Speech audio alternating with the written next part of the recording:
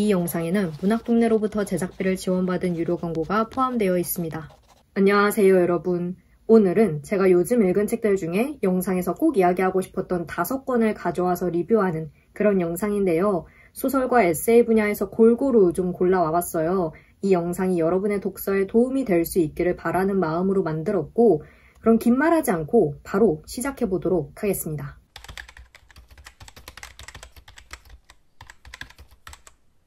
첫 번째로 이야기해볼 책은 가히 대작이라고 할 수 있는 그런 책인데요. 바로 이 책입니다. 에르난디아스 작가의 먼 곳에서, 출판사는 문학동네이고요. 한국에서는 작년에 출간됐던 트러스트를 통해서 먼저 알려진 작가이죠. 너무나 입체적이고 치밀한 소설이었고 저 역시 영상을 통해서 여러분께 소개를 한 적이 있었는데요. 이번에 출간된 이 먼 곳에서는 저자의 데뷔작입니다. 2017년에 미국 현지에서 소규모 출판사를 통해 출간됐던 이 책은 첫 작품임에도 불구하고 작가가 보여준 놀라운 역량 덕에 퓰리처상과 펜포크너상 최종 후보에 올랐다고 합니다. 우선 줄거리부터 간단하게 말씀드려볼게요. 작품의 주인공은 호칸 쇠데르스트렘이라는 이름의 스웨덴 출신 남자입니다. 스웨덴의 고향에서 가족과 함께 소박하게 살던 호칸의 삶은 하나뿐인 형 리누스와 함께 아메리카로 향하는 배에 오르면서 변하기 시작해요. 최종 목적지는 뉴욕. 이들은 포츠머스에 잠시 내리게 되고 바로 이곳에서 호칸은 그만 형을 놓치고 맙니다. 정신없는 상황 속에서 영어를 할 줄 몰랐던 호칸은 아메리카라는 말 하나만을 단서로 어떤 배에 오르는데요. 문제는 이 배에도 형 리누스는 없었고 무엇보다도 이 배가 뉴욕이 아닌 샌프란시스코로 향하는 배였다는 사실입니다. 당시는 서부 개척시대, 수많은 이민자들이 금광을 찾아서 미국의 서쪽으로 향하던 시기였는데요. 그렇게 미국의 서쪽에 당도한 호칸은 결정을 내립니다. 형을 찾아 동쪽으로 가겠다고. 이민자들의 행렬을 거슬러 가고 대륙 전체를 가로지르더라도 그 방법밖에 없다고. 이때부터 고독과 위험으로 생과 사를 넘나드는 호칸의 여정이 시작됩니다. 여기까지가 대략 이 책의 20-30쪽에 해당하는 내용이었고요. 이후로는 호칸이 사막과 황무지를 건너면서 만나는 수많은 사람들, 금광을 찾아 떠나는 가족이라든지 이가 없고 무자비한 어떤 섬뜩한 여인이라든지 박물학자와 인디언 무리, 탐욕에 찌든 사람들 등등, 그리고 이들과 함께한 순간들에 대한 이야기가 펼쳐집니다. 그야말로 호칸의 평생을 다룬 책이라고 할 수 있는 거죠. 이 책은 말 그대로 제가 평생을 살아도 한 번도 겪을 수 없는 그 모든 것들을 보여줬습니다. 미국 서부 개척시대 특유의 그 분위기와 시대상, 소와 말과 온 가족을 이끌고 나서는 대규모의 이민자 행렬, 인디언과의 만남, 알래스카의 얼음바다 등등, 심지어 한국에서는 광활한 사막과 황무지, 스텝 같은 자연환경을 볼 수가 없고 아메리카 대륙을 걸어서 횡단한다는 것, 그 거리감이 사실상 체감되지 않기 때문에 이 소설을 읽는 경험은 마치 또 다른 세계에 들어가는 일과 같았습니다. 너무나 낯설고 이국적인 경험, 정말 이 책이 아니면 할 수 없는 그런 종류의 경험이었거든요. 그런데 이렇게 낯선 풍광 앞에서도 현실감을 잃지 않고 그야말로 작품 속으로 빨려 들어갈 수 있었던 것은 지독한 고독에 침잠하는 호칸의 내면이 너무나 생생하게 그려지고 있기 때문입니다. 우선 전적으로 믿고 따랐던 형을 잃었다는 그 사실이 주는 막막함과 슬픔이 있었겠죠. 더군다나 그의 앞에 펼쳐진 것은 끝이 보이지 않는 사막과 집요한 모래폭풍뿐이었으니 거대한 자연 앞에선 인간이 느낄 법한 어떤 무력감, 두려움 이런 것도 있었을 거고요. 하지만 무엇보다도 호칸을 근본적으로 고독하게 만들었던 것은 그가 이 거대한 나라, 이 거대한 대륙에 홀로 낙오된 이방인이라는 사실이 주는 그 외로움과 비애였을 겁니다. 아메리카라는 새로운 땅에서 호칸의 이름을 제대로 발음하는 사람은 거의 없었어요. 호칸 역시 영어를 거의 하지 못했기 때문에 의사소통을 하는데 어려움이 있었고요. 어린 시절 고국 스웨덴을 떠나 생애 대부분을 미국에서 보내는 호칸. 이 책은 떠나온 곳과 가야 할 곳, 과거와 현재와 미래의 구분이 흐릿해지고 모국어와 외국어 모두 낯설게 여겨지는 호칸의 내면을 묵직하게 그리고 있습니다. 그리고 이 모든 것을 삶에 대한 은유로 해석한다면 이것은 또한 우리의 이야기도 되기 때문에 더욱 호칸의 내면에 밀착하게 됩니다. 사막을 횡단하는 여정에서 호칸은 어떤 사건에 휘말리고 그로 인해 온갖 부풀려진 소문의 주인공, 야만적인 괴물이면서 동시에 전설적인 영웅이 되기도 하는데요. 하지만 독자가 보는 호칸, 독자가 함께하는 호칸은 인간이 경험할 수 있는 고독의 끝에 다다른 남자이고 침묵을 선택하는 신중한 사람이고 그럼에도 끝까지 인간다움의 가치를 포기하지 않는 그런 사람입니다. 영웅적이고 낭만적인 신화를 걷어낸 자리에 오히려 남는 것이 아름다움이다 라는 게 참 신기하게 다가오는 그런 작품이었습니다. 아무런 불빛도 없는 황무지 한가운데에 누워서 밤하늘에 쏟아지는 별을 바라보는 심정으로 읽었던 그런 책입니다. 게다가 장면을 그리는 세세한 묘사와 유려한 문체 덕에 정말 눈앞에 장면이 펼쳐지는 것 같았고요. 어떻게 이것이 데뷔작인가, 세상이 다소 불공평하게 돌아가고 있는 것이 아닌가 하는 생각이 들 정도로 진짜 너무나 좋았던 작품이고, 너무 좋아서 제가 곧바로 구글에 작가의 이름을 검색해서 다른 소설 또 뭐가 없는지 이렇게 찾아보기도 했는데, 안타깝게도 현재까지 장편 소설로는 트러스트와 이 책이 유일한 것 같더라고요. 다른 논픽션이나 에세이, 단편 소설 같은 것들은 몇 편 더 있는 것 같았는데, 앞으로도 좋은 작품 많이 내주시기를 바라게 됐고, 여러분께도 정말 꼭꼭 추천하고 싶은 그런 책입니다. 이 책이 사실 그렇게 두꺼운 분량은 아니거든요. 근데 정말 거대하고 압도적인, 스케일 크면서도 동시에 내밀한 경험을 할 수 있는 그런 작품이어서 진짜 후회하지 않으실 겁니다. 저는 정말 너무 좋았어요. 이 책 추천을 드리고, 두 번째로 소개할 책은 다양한 작가의 작품을 엮은 독특한 작품집입니다. 바로 이 책. 안토니 포고렐스키 외 다수의 작가의 작품이 실린 난 지금 잠에서 깼다.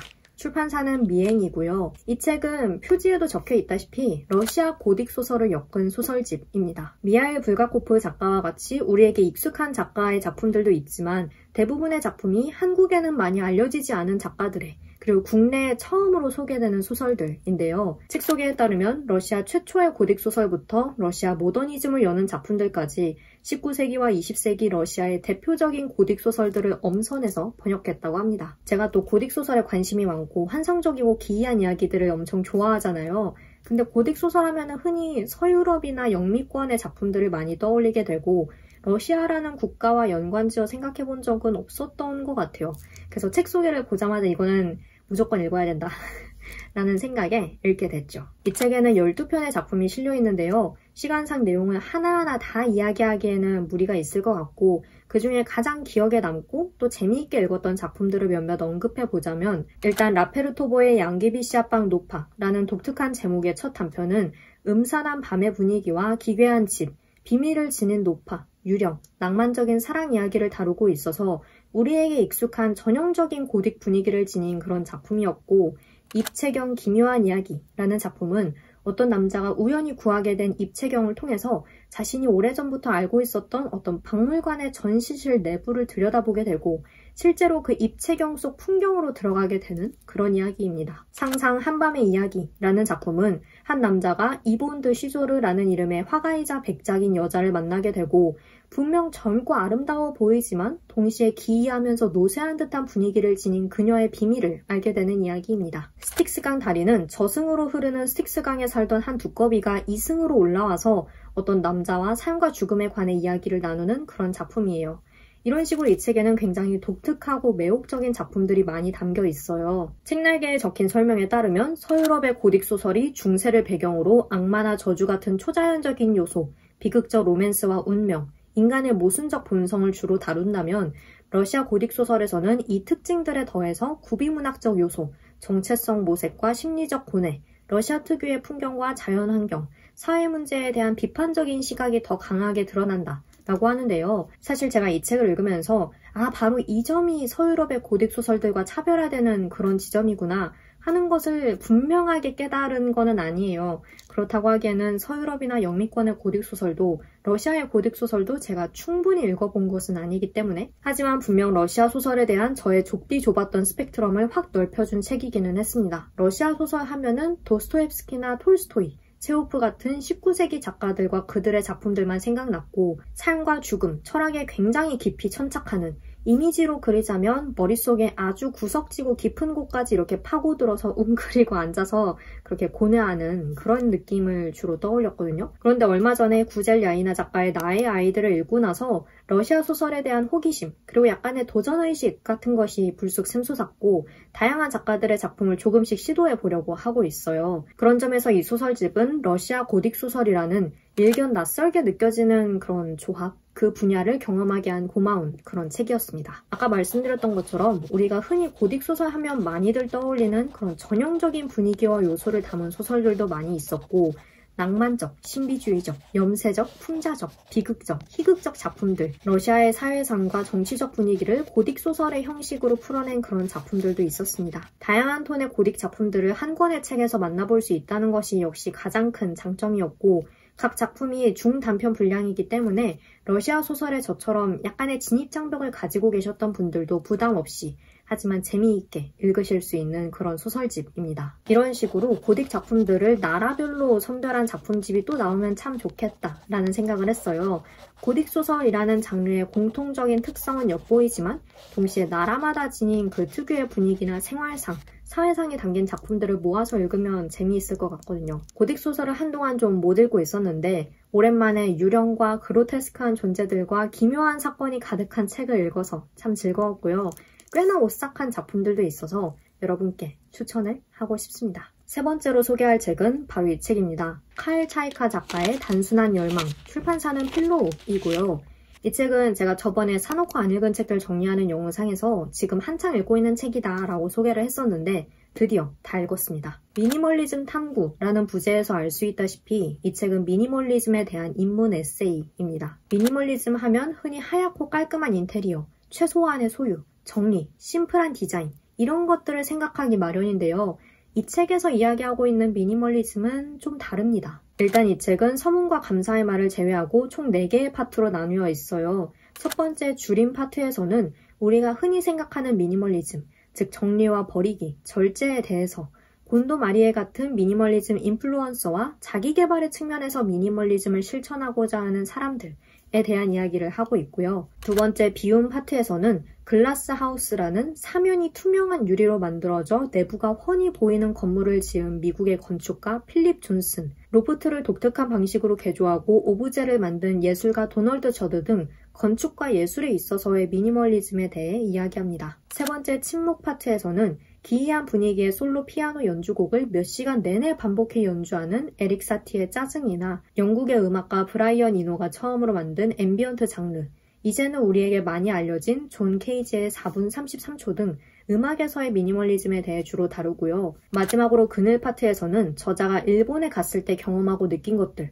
선불교와 세이쇼나곤의 베갯머리 서책, 무라사키 시키부의 겐지 이야기, 오카쿠라 가쿠조와 다니자키 주니치로의 텍스트 등등 특히 일본 저자들의 텍스트들을 예로 들어서 미니멀리즘에 대해 이야기하고 있습니다. 이 책에서 저자는 우리는 맥시멀리즘의 집합체로부터 이득을 얻고 있으며 단순해 보인다고 해서 실제로 단순한 것이 아니고 단순함의 미학은 속임수 혹은 감당하기 힘든 과잉을 감추고 있다.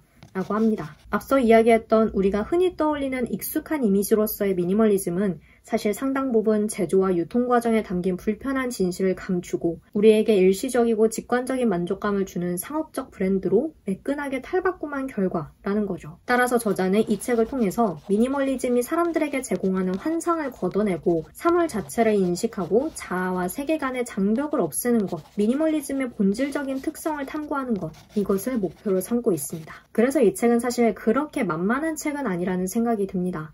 특히 이 책에서 예로 다루고 있는 예술 작품들이 깔끔하고 평온한 인상을 기대했던 감상자들에게 오히려 혼란을 야기한다 라는 점에서 더더욱 그러한데요. 미니멀리즘에 대한 기존의 인상, 익숙한 이미지를 포기하지 않으면 내용을 이해하고 마음 깊이 받아들이는데 조금 어려움이 있을 거예요. 왜냐하면 제가 그랬거든요. 구글에서 이 책에 언급되는 건축물이나 오브제 사진 같은 거를 찾아보다가 그리고 유튜브에서 그 음악 같은 거를 찾아서 들어보다가 이게 미니멀리즘이라고 하면서 좀 의아했던 적이 많았어요. 하지만 어쩌면 바로 그것이 이 책이 의도한 바가 아닐까라는 생각이 듭니다. 완벽히 통제되는 것에서 안정감을 찾는 것은 쉽지만 조금이라도 해석이 좀 불가하거나 어긋나는 것이 나타나면 곧바로 거부감이 들고 그것을 지워버리고자 하는 욕구가 치솟잖아요. 그렇기에 이 책은 독자로 하여금 익숙한 면과 정답을 찾아 정의 내리려는 욕구를 내려놓는 연습, 내 안에서 일어나는 반응을 살피고 있는 그대로 받아들이는 연습을 권하고 있는 게 아닌가 싶습니다. 그리고 바로 그 지점이 이 책이 말하는 미니멀리즘, 단순함을 향한 열망이 되는 것이 아닌가.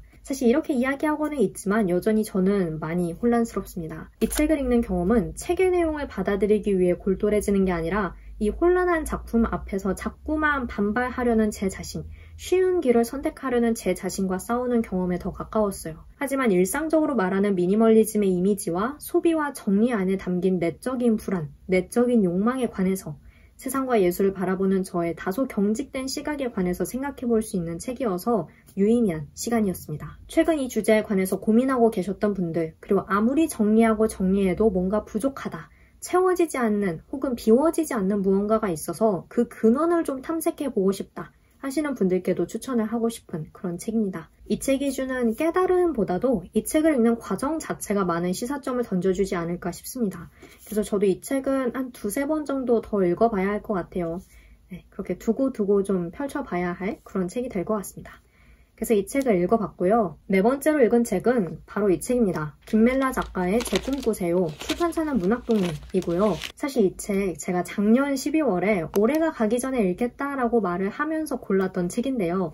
변명을 좀 하자면 12월에 아시다시피 제가 블로그마스도 올려야 했고 다른 달보다 거의 2배 가까이 되는 영상 작업을 하다 보니 책을 읽을 시간이 많이 없었어요. 그래서 그때 골랐던 책들 중에 상당수를 못 읽었는데 이제야 이실직고를 합니다. 아무튼 그래서 이 책 꺼내두고 계속 아쉬워하다가 이번에 드디어 완독을 했습니다. 이 책은 2021년 젊은 작가상을 수상했던 나뭇잎이 마르고와 2022년 젊은 작가상을 수상했던 저녁노를 포함해서 총 8편의 작품이 실려있는 소설집입니다. 퀴어, 장애, 사랑과 죽음, 종교 등 다양한 주제를 바탕으로 그야말로 다채로운 이야기를 하고 있는데요. 제가 왜 다채롭다라고 말을 했냐 하면 예를 들어서 퀴어 서사라는 같은 카테고리에 분류된다 하더라도 링고링에서 고등학생 화자인 나의 목소리와 나뭇잎이 마르고에서의 앙헬의 목소리, 저녁놀에서 레즈비언 커플에게 외면당한 성인용품 모모의 목소리와 논리에서 딸 엘리를 바라보는 나의 목소리 톤이 모두 다릅니다. 많은 작품들이 사랑에 대해 이야기하고 있지만 그것을 풀어내는 이야기의 어떤 스펙트럼이랄지 감정의 모양이랄지 하는 것도 다 다양합니다. 그래서 읽으면서 김멜라 작가님은 참 소설을 서로 다른 모양으로 다채롭게 쓰시는 분이구나 라는 생각을 했었어요. 그럼에도 이 작품들을 아우르는 단어 한 가지를 꼽자면 역시 사랑이 되겠죠. 천연덕스럽게 사랑을 선동하니 두근거리는 마음으로 동참할 수밖에 없다 라는 편혜영 작가님의 추천사처럼 이 책은 때로는 유머러스하게 또 때로는 뭉클하게 때로는 묵직한 방식으로 사랑을 이야기합니다. 차별과 혐오가 일상화된 세상이고 우리의 마음이 서로 이어지는 것을 방해하는 요소가 너무나 많은 그런 삶이지만 그럼에도 사랑의 힘을 믿는다 라는 것을 보여주는 기운찬 소설집이 아닌가 싶습니다. 표제작이고 이 책의 끝을 닫는 작품이기도 한 제 꿈꾸세요를 읽으면서 이런 생각을 가장 많이 했는데요. 이 작품에서 화자인 나는 말하자면 죽었지만 여전히 무슨 이유에서인지 이승을 떠나지 못하고 머물러 있는 그런 존재입니다.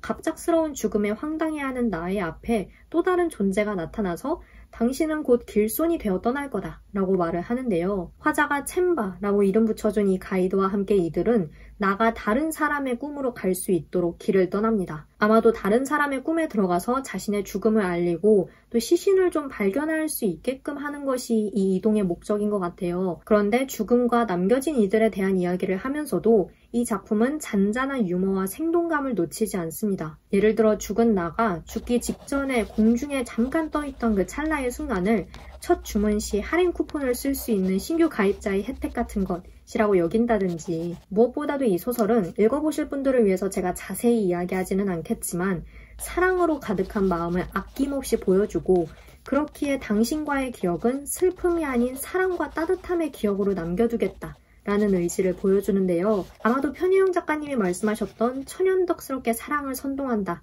라는 표현과 제가 아까 이야기했던 기운찬 소설집 이라는 표현은 이런 부분에서 비슷한 맥락을 뜻하는 것 같아요. 사랑의 힘을 믿기 어려운 이 시대에 자꾸만 염세적이고 비관적으로 관계를 대하게 되는 이때에 그럼에도 우리는 사랑을 통해 조금 더 아름다운 삶을 살 수 있다 라고 말을 하는 책. 무조건적인 낙관이 아니라 그럼에도 사랑을 통해서. 그래서 재미있게 읽으면서도 한편으로는 마음이 참 애틋해졌던 그런 책입니다. 아마 제가 예전에 이 책을 처음 샀을 즈음에 제 꿈꾸세요 라는 이 제목이 좀 특이하게 다가온다. 어떤 맥락에서 나온 것인지 궁금하다 라는 식으로 이야기했던 적이 있을 거예요. 근데 이런 맥락에서 나온 거였다니. 제가 마지막 소설을 읽으면서 이런 맥락이었다니 라면서 감탄을 했었죠.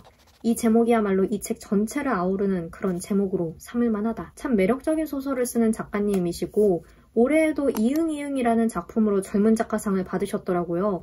4년 연속으로 젊은 작가상을 받으셨는데 정말 부럽습니다. 아무튼 읽으면서 벌써부터 세 번째 소설집을 기대하게 만드는 그런 책이었고 점점 따뜻해지고 꽃이 피고 나뭇잎이 파릇파릇 돋기 시작하는 이 시기에 읽기에도 참 좋은 그런 책인 것 같아서요. 여러분께 추천을 하고 싶습니다. 마지막으로 소개할 책은 가장 최근에 읽은 책이기도 한데요. 바로 이 책입니다. 진주현 작가의 발굴하는 직업, 출판사는 마음산책이고요. 미국 국방부에서 일하는 법의인류학자의 삶이라는 부제가 이 책이 어떤 책인지 직관적으로 드러내고 있죠. 이 책의 저자인 진주현 박사님은 미국 국방부 전쟁포로 및 실종자 확인 기관에서 근무하시는 법의인류학자이시고 실종된 군인의 유해를 발굴하고 감식해 가족의 품으로 돌려보내는 일을 하고 계십니다. 특히 한국전 유해를 전담하는 프로젝트를 맡아 일을 하셨고요. 이 책은 총 3개의 파트로 나누어져 있는데요. 일부 뼈를 찾아 가족의 품으로 돌려보내다 에서는 방금 이야기한 업무를 진행하는 이야기, 막 취직했을 때부터 기억에 남는 신원 확인 케이스, 실종 미군 유해 수색 및 송환 작업을 위해 북한에 가서 북한군을 만나고 회담에 참석한 이야기, 베트남의 정글에서 미군으로 이루어진 팀을 지휘하며 발굴을 진행한 이야기 등을 담고 있고요. 2부 낯선 존재로 살아가기에서는 두 아이를 키우는 워킹맘으로서의 일상, 군인들과 함께하는 민간인으로서의 일, 그리고 백인이 대다수를 차지하는 기관에서 아시아인 여성으로서 살아가고 일한다는 것에 대한 이야기를 하고 있습니다. 마지막 3부 미국 국방부도 직장일 뿐에서는 제목 그대로 미국 국방부도 직장일 뿐, 직급과 승진, 자신의 커리어, 상사와 동료와의 갈등을 어떻게 풀 것인가, 일과 학업의 병행 등등에 대한 이야기를 하고 있습니다. 이 책은 마음산책의 직업 시리즈 중에 한 권인데요. 예전에 이 시리즈 중에 한 권인 박물관을 쓰는 직업을 재미있게 읽었고 그 뒤로 이 시리즈 신간이 나오면 틈틈이 체크를 하기도 했어요. 그러다가 법의 인류학자, 그것도 미국 국방부에서 일하는, 게다가 발굴을 하는 평소에 많이 떠올려보지 못했던 분야이고 그런 직업이어서 단번에 호기심이 가서 읽게 됐죠. 한국군의 유해가 송환됐다, 기념식이 열렸다, 이런 뉴스를 가끔 보게 되면 오랜 세월 타지에 있었던 유해가 마침내 한국 땅에 도착하는 그 순간에 주목하게 되죠. 그 세월과 사연을 생각한다면 너무나 뜻깊은 순간이니까. 그런데 막상 유해가 어떤 방식으로 신원 확인이 되어서 어떤 절차를 거쳐서 어떻게 한국에 오게 되었는지 그 과정에 대해서는 자세히 생각해 본 적이 없더라고요. 분명 쉽지 않은 일이었을 것이고 그 과정에서 최선을 다했던 다양한 분야의 직업인들이 있었을 텐데 생각해보면 이렇게 어떤 사건과 결과에는 주목을 하더라도 그 안에 숨겨진 노고는 보지 못하고 지나치게 되는 그런 일들이 참 많은 것 같습니다. 이런 못 보고 지나쳤던 것들을 다시 보게 해주고 이 세상의 모든 것들에 닿아 있는 사람들의 손길을 새삼 느끼게 한다 라는 점에서 다양한 직업에 대한 글을 읽는 의미가 있는 거겠죠. 특히 이전에는 잘 몰랐던 직업과 분야에 대한 글을 읽는 것은 더더욱 집에 가지 못한 사람들을 집에 보내는 일, 이런 마음으로 작업하는 분이 있음을 확인하는 것. 이 책을 읽고 나서 비슷한 뉴스를 다시 접하게 된다면 그때는 사뭇 다른 시선으로 볼 수 있을 것 같아요. 유해 발굴과 감식이라는 그 분야만의 특수성 뿐만 아니라 이 책은 아시아인으로서, 여성으로서, 엄마로서, 그리고 직장인으로서의 일상 역시 다루고 있다라는 점에서 독자들과 보편적인 공통점을 나눌 수도 있을 것 같습니다. 저에게는 특히 자신의 일에 대한 열정과 프로젝트에 대한 애정, 타인과의 관계에 있어서 끊임없이 자신을 돌아보는 자세 등등 많은 부분에서 저자분께 배울 점이 많았던 그런 책이었어요. 자신감과 도전정신, 단호함, 그리고 강인한 부드러움. 저자분께는 제게 없는 자질이 모두 있는 것 같거든요. 이런 뭐랄까 타인이 일하는 모습을 곁에서 지켜보면서 얻게 되는 에너지 같은 게 분명 있죠. 혼자 있다 보면 이런 에너지를 얻을 기회가 많지 않기 때문에 저는 주로 책을 통해서 얻는 편이거든요. 근데 최근 2-달 정도는 이런 책을 읽지 못했어요. 근데 다시 에너지를 이렇게 수혈받았습니다. 법의인류학자 그리고 미국 국방부 공무원이라는 직업에 대해 흥미를 느끼시는 분들께도 추천을 하고 일을 함에 있어서 어떤 자세로 임해야 할까 요즘 좀 고민이다 하시는 분들께도 추천을 하고 싶습니다. 더불어 이런 좀 독특한 독특하다고 해야 할까요? 그러니까 우리가 일상적으로 쉽게 접하지는 못하는 그런 분야에 종사하는 분들의 에세이를 알고 계신 게 있다면 추천을 좀 해주세요. 더 많이 읽어보고 싶은데 제 머리가 생각해낼 수 있는 직업의 스펙트럼 자체가 좀 한계가 있어서요. 혹시 좋은 책 알고 계신 게 있다면 좀 긍정적인 에너지를 가진 그런 에세이가 있다면 공유를 좀 부탁드립니다. 그래서 제가 공유하고 싶은 책은 요 책이었고요. 네, 그래서 이렇게가 제가 최근에 읽은 책들 중에서 꼭 이야기하고 싶었던 책들이고요. 한 권 한 권 나름 다양한 톤과 다양한 주제를 지닌 책들이라고 생각을 하는데 혹시 다음에 어떤 책을 읽어볼지 좀 고민이셨던 분들이 계시다면 이 책들 중에 선택을 해보셔도 좋을 것 같습니다.